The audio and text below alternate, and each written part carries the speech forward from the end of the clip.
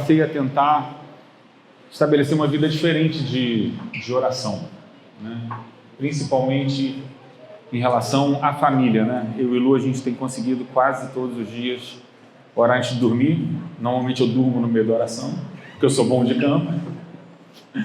Mas de manhã a gente consegue orar, de manhã quando a gente acorda, a primeira coisa que a gente faz, né? Às vezes eu consigo orar com as crianças, né? Às vezes a correria não permite, mas eu estou tentando manter uma vida de disciplina na oração, né? E eu queria falar sobre isso. Vamos abrir a Bíblia em 2 Coríntios 7, versículo 14. Eu imagino que muitos conheçam o texto, talvez, de cor. 2 Coríntios 7, 14. Quem arrisca falar aí? Sem abrir. Fala aí. Não, 2 Crônicas, perdão, 2 Crônica. Pegadinha, rapaz. 2 Crônica, 7,14. Agora vai, não vai? E se o meu povo, que se chama pelo meu nome, se humilhar, orar, me buscar e se converter dos seus maus caminhos, eu ouvirei dos céus, perdoarei os seus pecados e sararei a sua terra. Eu escutei esse texto a minha vida inteira, mas eu não tinha prestado atenção ainda onde que ele está inserido.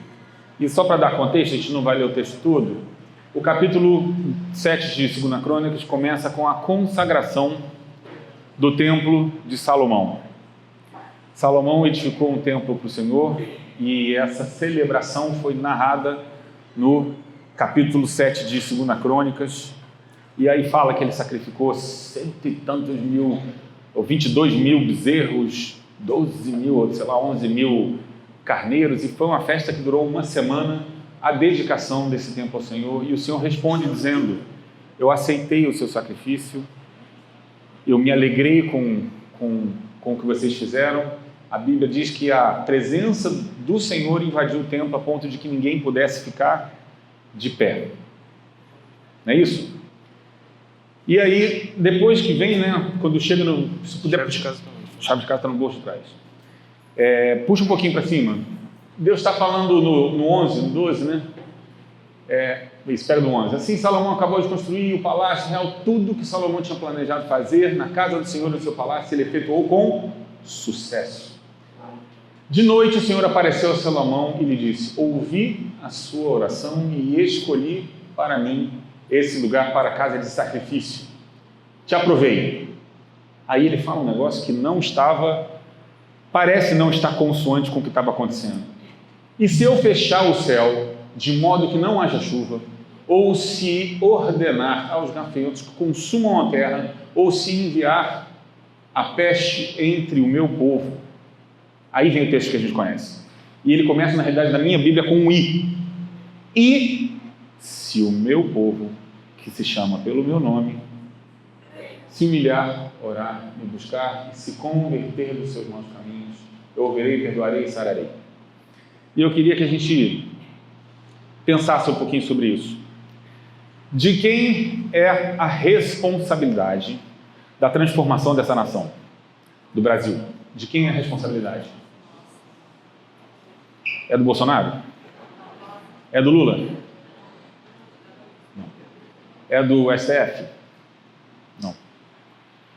A responsabilidade de transformar essa nação é nossa. Por um motivo muito especial. Meu povo, que se chama pelo meu nome. Por que eu sou o povo de Deus? Porque um dia eu fui tirado do reino das trevas, do império das trevas, e trazido para o reino do Filho do seu amor. Quando eu ainda era inimigo de Deus, Ele me resgatou na pessoa de Jesus, por causa do sacrifício que Jesus fez na cruz, e me fez parte da família. E Ele me concedeu o nome dEle. Agora a gente precisa olhar para isso com uma atenção especial. Tem algumas vezes que a Bíblia fala sobre o nome de Deus de uma forma que a gente precisa de atenção. Ele fala assim: quando estiverem 2 ou 3 reunidos em meu nome, ali eu estarei. Legal, né? Se em oração pedirdes algo em meu nome, estamos falando do nome dele, eu vou fazer, ser-lhe-á dado. Meu nome é algo muito poderoso, né? Tremendo, é poderoso. Então a responsabilidade de transformar o cenário de onde eu estou é meu, porque eu recebi o seu nome, ok? Ele nos deu o nome dele e agora a gente precisa usar para fazer mudança. Eu sou um instrumento de transformação de Deus. Uma das coisas engraçadas que a pandemia fez foi trancar a gente dentro de casa em família. E aí a gente tinha um monte de 2 ou 3, no caso lá em casa, 6, né? 5 que virou 6 por causa da pandemia, inclusive, reunidos em seu nome. E muita gente voltou a fazer culto doméstico, né? Porque é uma coisa que a gente talvez não fizesse tanto. A gente chegou, lá em casa a gente fez culto todo dia, gente. A gente perturbou o povo. Todo dia tinha live, né? Foram quantos meses? Hein, amor? Sei lá, 10 meses, 11 meses, e foi muito bom, foi muito bom. E a gente celebrou o nome do Senhor. A oração que Jesus ensinou fala: Pai nosso que estás no céu, santificado seja o teu nome, venha a vós o vosso reino, venha a nós, né? Seja feita a tua vontade, como é no céu. Tem uma vontade de Deus que é feita no céu, e se a gente santifica o nome dele, ela é feita na terra.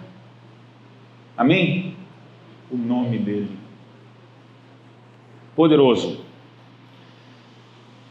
Vamos trazer a realidade do céu para a terra. Segunda coisa, se o meu povo, que se chama pelo meu nome, já entendemos que a gente tem uma responsabilidade porque recebemos o nome dele, se humilhar e orar. É muito importante humilhar tá antes de orar. Porque tem gente que ora assim: Senhor, eu preciso de um carro novo, eu preciso de não sei o que, é uma lista de pedido, né? E a gente está certo, tem que pedir para ele mesmo, não está errado não. O problema é que a gente só chega para... É ou não é? Senhor, essa dura aqui atrás, né? Tem gente que chama a murmuração, inclusive, de intercessão. O cara apresenta um monte de reclamação para Deus, porque não sei o que, não sei o que. Não está orando, ele está murmurando. Mas é importante ter humilhar antes de orar, porque tem um jeito certo da gente chegar diante do Senhor. Eu não chego só com a minha... Né? Tem gente que ainda exige as coisas de Deus. Porque o Senhor prometeu, caramba, quatro. Tem um jeito certo da gente chegar diante do Senhor. A gente recebeu o nome dele? Sim. Mas eu ainda sou quem eu sou. Um homem pecador que foi resgatado por bondade e misericórdia de Deus. Então eu chego de cabeça baixa, sabendo quem ele é. Ele é o Todo-Poderoso, ele pode qualquer coisa. A gente cantou isso, né? Deus, tu és o meu Deus forte, o guarda de Sião, Todo-Poderoso. Já troquei a letra toda, já? A gente cantou sobre quem ele é, né?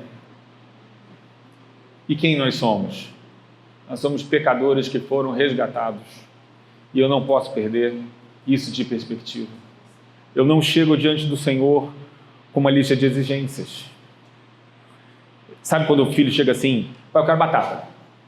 Qual é a primeira coisa que um pai minimamente decente fala? Tá maluco, rapaz? Tá falando com quem? É ou não é? O Mateus chega dando ordem na gente 4 anos, gente. Pelo amor de Deus. Pelo amor de Deus. Quero água. Eu nem respondo, não respondo. Aí ele, quero água. Eu falei, tá faltando alguma coisa. Ele, pega a água, por favor. Agora sim, meu amor. Com prazer. Que se eu não fizer isso, ele vai virar meu patrão. E depois que eu criei um monstro, irmão, o monstro fica grandão, ele me come. De verdade. Tem os filhos dando na cara dos pais porque os pais não interromperam o processo lá atrás. O filho diz respeito ao pai, só que agora que está grandão, você não consegue mais falar assim, você precisa me respeitar. A hora de ensinar é desde cedo. Amém? Mas não é o nosso assunto. A gente não chega diante de Deus com uma lista de exigências. E oração não é... Porque tem gente que não vive oração porque fala assim, cara, isso vai levar muito tempo, eu não tenho tempo para orar. E a gente pode fazer isso muitas vezes ao dia. Inclusive a exortação bíblica é orai sem cessar. É para você fazer isso o tempo todo. Sabe por quê? Porque Ele é nosso Pai. Se o Pedro ligar para o Éder e falar assim, tio Éder, preciso botar gasolina no Voyage, eu vou ficar quase ofendido. Não é para o Éder que ele tem que pedir, é para mim. Pai, acabou o combustível, o que eu faço? Pai, abastece, meu filho. Você tem minha autoridade, inclusive um cartão com o meu e o seu nome na sua carteira. Não é isso? Eu outorguei essa autoridade, isso ele pode fazer. Mas o Pedro é tão bacaninha que ele pergunta, né? Tem gente lá em casa que não pergunta, não estou falando da esposa, não, estou falando de outras pessoas. Eu só fico vendo a mensagem chegar e falei, meu Deus, o que está acontecendo? Chegou SMS, né? Um atrás do outro. Eu falei, Jesus, tem misericórdia. Orar não é uma lista de pedidos, orar é um relacionamento. E aí, o que vem depois? O Bill Johnson, né? Todo mundo sabe o Bill Johnson, caramba, né? Acho que é ele. Ele fala assim, eu tenho orado ao Senhor para Ele me ensinar a orar. Foi a única coisa que os discípulos pediram a Jesus. Me ensina a orar. Eles podiam ter pedido assim, me ensina a orar. Me ensina a jejuar. Eles pediram para me ensinar a orar. Eles não sabem orar. E eu fico assim, Senhor, eu quero orar como o Senhor quer que eu ore, né? E eu não sei se é difícil para vocês, mas eu não consigo passar uma hora orando. E orar não é pegar a tua lista de oração, colocar tudo diante do Senhor como se fosse uma vã repetição que você leva todo dia diante de Deus. Senhor, cuida da Leite que ela vai casar. Senhor, cuida da Júlia para ela isso, aquilo, outro. Senhor, cuida... Isso não é orar. A gente, quando está angustiado, a palavra diz o quê? Se você está angustiado por qualquer coisa, o que a palavra ensina? Eu levo as minhas petições diante do Senhor, com ações de graça, e o Deus de paz guardará o vosso coração e a vossa mente em Cristo Jesus. Muitas vezes o que a gente faz é isso, achando que isso é oração. Não deixa de ser uma oração, mas oração, o alvo da oração é relacionamento com o Pai. E aí ele fala, aí eu vou voltar para o Bill Johnson rapidinho, ele fala um negócio legal, ele fala assim, se você tem 10 minutos para orar, coloca o louvor e vai adorar o Senhor. Se conecta com o Espírito Santo, porque na hora que a gente está falando com o Senhor, em espírito, Ele revela ao nosso coração o que a gente precisa orar. E aí, quando eu ouvi isso, né, meu olhinho brilhou, eu falei, já sei o que eu vou fazer. Vou colocar música na hora que eu vou pro meu quarto, fechar minha portinha. E foi muito legal, porque o Senhor começa a revelar pelo que eu preciso orar, porque Ele começa a discernir meu coração, e Ele começa a me ajudar a discernir meus filhos naquilo que eu não vejo no natural. Ele começa a me ajudar a discernir as situações que eu só olho no conhecimento. Tem uma palavra em Efésios que fala assim, que a gente conheça o Senhor, Efésios 4:19.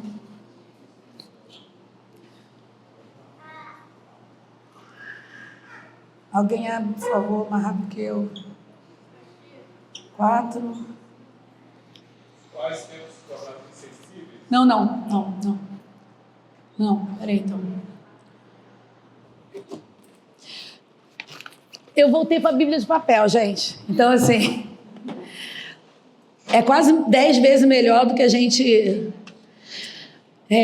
E oro para que, estando arraigados e alicerçados em amor, vocês possam, juntamente com todos os santos, compreender a largura, o comprimento, a altura e a profundidade, e conhecer o amor de Cristo, que excede todo conhecimento. O amor de Deus precisa exceder o que eu conheço. O amor de Deus precisa exceder o que eu vejo no natural. Só que esse amor de Deus só excede quando eu estou na presença dEle, porque tudo que eu vejo é natural. Então, se eu for orar por vocês agora, eu vou orar pelo que eu estou vendo. Mas o Espírito Santo não, ele sabe exatamente quais são as raízes das coisas da nossa vida. Então, quando você começa a oração adorando o Senhor, se conectando com Ele, levando a tua mente cativa, aquietando as vozes que ficam aqui dentro, um monte, né? um monte de preocupações, você conecta com o Espírito e você ora o que o Espírito quer que você ore. E aí, algumas outras coisas acontecem. Experimenta isso. Porque o Senhor quer se relacionar conosco. Ele não precisa que você repita as mesmas orações todo dia. Isso não é um mantra, que se você orar todo dia, vai acontecer. Eu tenho ido ao Senhor falando assim: Senhor, eu quero entender o que está acontecendo com o Rainer. Eu não quero orar aleatoriamente, eu quero orar a tua vontade, porque o Senhor tem vontade nessa história. Não adianta eu ir 10 vezes ao Senhor e falar: cura isso, cura Isabel, cura Isabel. Isso não funciona, meus irmãos. Mas funciona eu querer saber o que está no coração do Senhor e orar o que está no coração do Senhor. E a gente precisa mudar o jeito que a gente ora pela nossa família, pela igreja, pelos irmãos, por tudo que nos cerca. As vãs repetições não têm proveito. Eu cheguei. Tem gente que ora assim para Deus. Ai, obrigada. Glória a Deus, eu estou orando. Meu Deus, por favor, faz isso assim para mim. Vai, Deus, ajuda, Jesus, faz isso que eu quero. A gente pensa que vai torcer o braço de Deus, querido. E não vai. Ele é Deus. Ele é Deus. Eu peço por favorzinho. E Ele pode, ou não, atender, porque Ele é Deus. Vou falar para vocês que eu acho que é burrice a gente ter uma ferramenta tão tremenda, tão poderosa quanto a oração e não usar. Já falei para vocês uma vez, né? Quando eu tinha essa empresa lá, eu era danado para pegar empréstimo bancário. E essa mulher assinou um monte de empréstimo sem saber que estava assinando empréstimo bancário. Ela assinou achando que era renovação de cadastro da conta do banco. Em vez de eu orar, eu ia pegar empréstimo. Até que um dia, o que aconteceu, né? Deu ruim. Se tivesse orado, né? Deus não está procurando gente desocupada que possa orar. Ele está procurando gente que se ocupe com Ele e que conheça o coração dele em oração. A gente não vai com um listão, né? Eu sei que tem gente que trabalha com a listinha, não tem problema. Né? Às vezes você quer se preocupar todo dia em orar por algumas pessoas, isso não é pecado, não é errado. Não estamos condenando a listinha. Meu pai, eu sei que ora com a listinha. Porque o que faz diferença aí é o coração. Talvez ele ore todo dia pelas mesmas pessoas, pelas mesmas coisas, pelos mesmos desafios, mas Deus está interessado em que nós o conheçamos. Uma coisa que tem algumas versões desse versículo que fala: orar e buscar a minha face. Eu não sei qual a versão, acho que é a corrigida, Revista e Corrigida tem essa expressão, né? Vê se tem na Revista e Corrigida. Buscar a minha face. Tem um negócio fantástico sobre essa expressão. A gente sabe que no Velho Testamento, quem visse a face de Deus ia morrer. Mas é isso mesmo, gente. A gente chega diante de Deus para ver a face dele porque tem alguma coisa dentro da gente que precisa morrer todos os dias. Alguma coisa na minha empáfia, na minha soberba, nas minhas certezas que são furadas, que precisa morrer. E só vai morrer quando eu contemplar Ele. Os enganos só vão ser desfeitos na minha cabeça quando eu contemplar o Senhor. E a gente não contempla o Senhor com tirinho de Instagram. Tem coisa boa no Instagram, não estou condenando o Instagram não, mas tem gente que só busca Deus no Instagram, fica vendo uma pregação de 30 segundos. Às vezes é um negócio bem bacana lá, né? Mas você precisa se debruçar sobre a Bíblia, você precisa passar tempo com Ele em oração, nem que sejam vários momentos do seu dia. Amém? E por orar, por se humilhar, por clamar pelo seu nome, por buscar a sua face, a gente se converte dos nossos maus caminhos. E aí sim, Ele ouve do céu, perdoa os pecados e sara a terra. Isso aqui também é fantástico. Tem duas coisas que acontecem quando a gente faz isso aqui. Uma bênção pessoal, Ele me perdoa. E uma bênção corporativa, Ele sara a terra. Não é só para mim, é porque estiver ao meu redor. Você é instrumento de Deus para a transformação da realidade ao nosso redor. Você vende café? No teu café é um lugar onde as pessoas vão encontrar com o Senhor. Você é personal trainer? Você vai ajudar as pessoas a ganhar forma física e vai conduzi-las ao Senhor. Você é engenheiro? Na sua engenharia você vai testemunhar do Senhor. Você é médico? No exercício da tua profissão, você mostra quem o Senhor é. Você está o tempo todo atento. Senhor, me dá a oportunidade de repartir do Senhor. Me dá a oportunidade de proclamar o teu amor. E aí, às vezes, num dia você pega um colega meio abatido, você pergunta, você está bem? E o cara diz, não. Por quê? Posso orar por você? E aí você, pronto, entrou.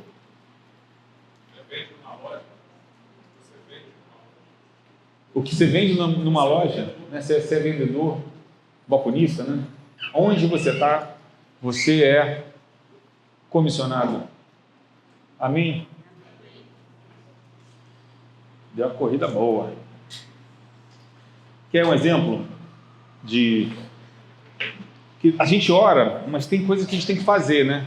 Por exemplo, a gente deve orar pela nossa nação. A Bíblia instrui. Agora o sujeito ora e não vota. Não tem lógica, melhor nem orar, irmão. Amém? Sabe por quê? Eu voto porque eu sou responsável. Não estou fazendo campanha, mas eu voto porque eu sou responsável. O meu voto é pouca coisa no meio da conta toda, mas eu participei. Eu sou responsável. Você vem para cá para o encontro? Você vem para cá porque você é responsável, você é parte da família. Sabe por que eu estou falando todo sábado? É porque eu gosto muito. Não, é porque tem gente que podia estar falando também e não está falando. Vou passar 3 semanas sem eu falar, gente. Para outras pessoas falar, por favor. Porque vocês são responsáveis. O Pedro quer falar. Buscar a face de Deus, irmão, significa abandonar algo, deixar algo para trás. Eu troco algo por algo muito superior. Eu falei para vocês, né? Eu gostava de uma determinada agremiação esportiva. Gostava. Não, então, eu não falo mais nele, né? Não vejo mais o que está acontecendo com esse determinado, né, time. Mas eu troquei o tanto que eu gostava desse time por algo que eu gosto muito mais, que é dele. Rosto aí nesse texto, né, fala de favor, né? Se a gente pegar o Salmo 67, fala, seja Deus gracioso para comigo e faça resplandecer sobre nós o rosto. Fala de favor. Deus nos favorece. O favor amoroso do Pai, né, que acolhe. E é legal pensar que depois de se converter dos maus caminhos, diz que ele ouve dos céus. Ouvir dos céus. É bom dizer que tem hora que ele não ouve. Sabia? Tem oração que Deus não ouve ou não atende. Você pega, por exemplo, lá o texto de Tiago, fala, pedis e não recebeis porque pedis mal. Não, antes ele diz até assim, vocês não recebem porque não pedem. E quando pede tão mal que eu nem atendo. Jesus, me dá uma BMW com a roda tala larga. Olha só, pode até dar uma BMW, mas sei lá a oração que se faça. Tem coisa mais importante para a gente orar. É pecado ter BMW? Não é pecado ter BMW. Mas tem coisa mais importante para a gente estar preocupado, né? Por exemplo, com a Isabel.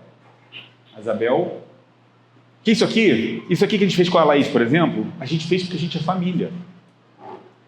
Esse lugar aqui é o lugar onde a gente está hoje. Porque a igreja é essa galera que está aí. Isso é igreja. Gente. Amém? E hoje a gente está se despedindo de uma filha, que não vai deixar de ser filha, só não vai estar pertinho toda semana. Não é isso? Isso é bom. É bom. Porque talvez você fale assim, poxa, nunca fizeram um negócio desse comigo. Mas talvez você nunca tenha se dedicado como a Laís se dedicou à vida de outras pessoas. Então, fica o encorajamento, dedique-se, sirva, busque as pessoas, se envolva, ore pelas pessoas, ore junto com as pessoas. Desde abril eu estou orando com alguns irmãos, né? Estava orando com uma galera, mas estava dando até trabalho, tanto que eu estava orando com tanta gente. Mas tem alguns irmãos que eu continuo orando, todo dia, desde o top lá de abril. Tenho orado com o João, tenho orado com o Ivan, que foi embora para São José dos Campos, mas a gente continua orando. Tenho orado com o Caio. Às vezes eu oro com o outro, mas esses é quase todo dia, né, João?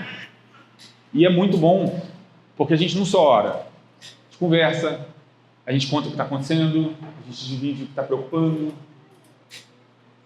Você nutre uma vida de oração, não é só você e Deus, claro que você e Deus também, mas você liga para o irmão, pô, mano, vamos orar aqui. Pô, recebi aqui uma notícia meio esquisita lá, pô, tirei 6 na prova, tinha tirado 7, falta um ponto, tem que orar, esse professor me dá, esse aqui eu, né? É bom isso. Qualquer motivo é um motivo para orar, gente. É muito bom orar. Vamos lá. A nossa luta não é contra a carne ou sangue, diz lá em Efésios.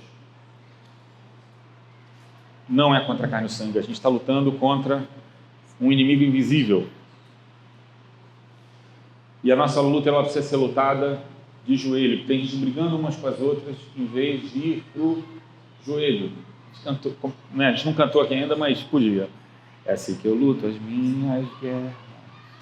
Parece que estou cercado, mas sou guardado por ti. Como que a gente luta as nossas guerras? Como a gente olha para os desafios? Assim, de joelho. Daqui eu estou numa posição que reflete a verdade. Eu sou inferior, eu sou menor. E eu sou incapaz de mudar as coisas ao meu redor.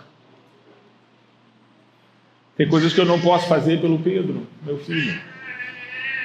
Tem coisas que eu não posso fazer por ele. Mas eu posso orar. Eu posso orar. E essa é uma ferramenta poderosa que pode transformar a vida das pessoas.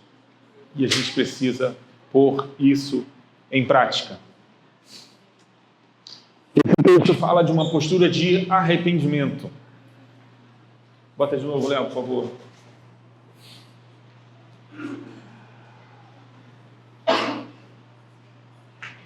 Se o meu povo, que se chama pelo meu nome, se humilhar e orar e me buscar e se converter dos seus maus caminhos, então eu ouvirei dos céus, perdoarei os seus pecados e sararei a sua terra. A gente precisa ser liberto dessa vida de oração que pretende fazer Deus fazer o que eu quero, né? Insistir com Ele sobre as coisas que eu quero. Eu não vou convencer Deus da minha vontade. Isso só gera frustração, porque eu crio uma expectativa de que Deus vai fazer o que eu quero, Ele não faz, e eu fico com raiva de Deus. Vou falar em italiano. Pelo amor de Deus. A oração eficaz começa com a minha rendição. Eu me rendendo diante dEle.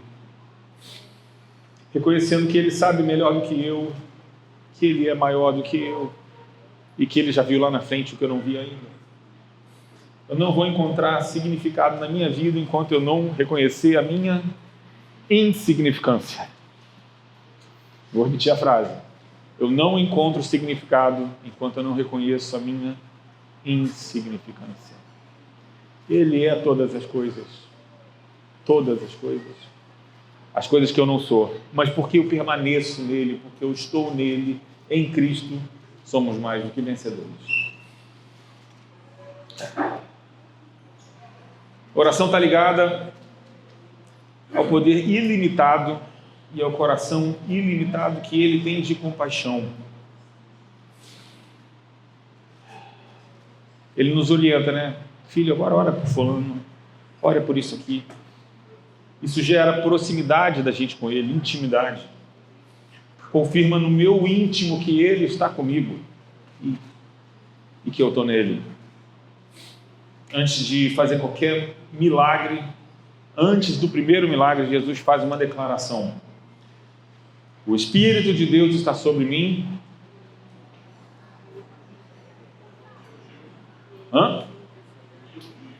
Me ungiu para pregar aos cativos, libertar os aprisionados, proclamar o ano aceitável do Senhor. Está lá em Isaías, capítulo 61. Ele não fez isso por arrogância, porque ele era soberbo, mas porque precisava ser proclamado. Era uma verdade que foi liberada. E o Espírito de Deus está sobre mim para abrir os olhos aos cegos, para libertar cativos. E essa presença de Deus em nossa vida gera confiança. Confiança de que nada acontece fora da vontade do Senhor. Ele me deu o nome dele por um motivo. Ele tem propósitos. Eu fui convocado a orar para que esses propósitos sejam cumpridos. A orar, a me humilhar e me arrepender para que a nossa terra seja curada. E essa fé nossa, ela precisa se manifestar. A nossa fé sem obras, ela é morta. Se você não sabe o que fazer na prática, se você não sabe, o que eu faço? Irmãos, tem o Haja. Você já esteve no Haja? Cadê a Nádia? Que desceu para ajudar na cozinha, né? É até bom ela não estar aqui. Você sabe o que o Pedrão e a Nádia fazem lá em Jardim Gramacho? Tem alguém que não sabe?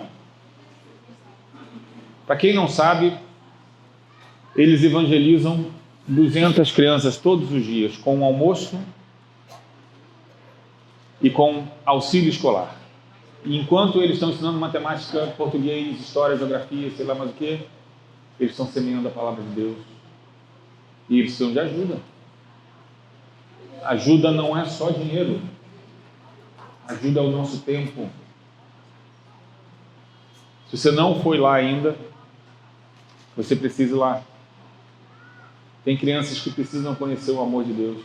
E ele se revela na nossa vida. Amém? A gente ora por isso, mas a gente vai lá também, na prática. Tem muito que a gente pode fazer, né? Em manifestar vida a essa declaração que a gente faz de fé.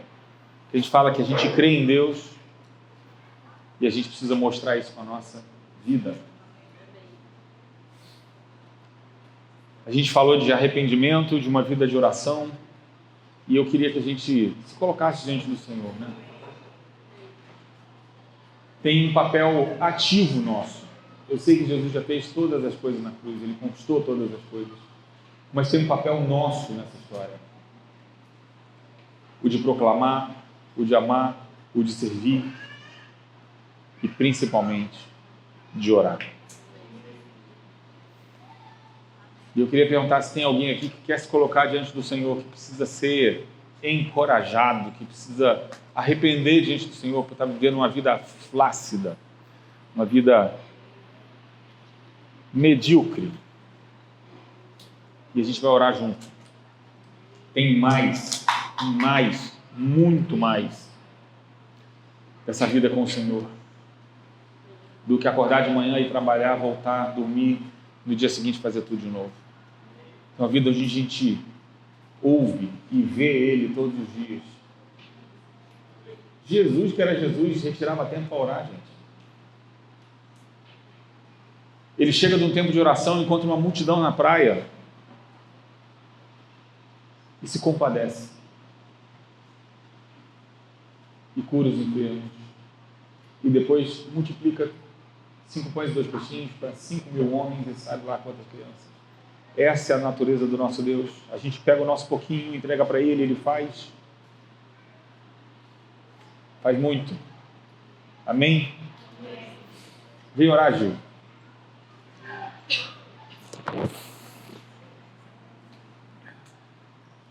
Vamos ficar em pé.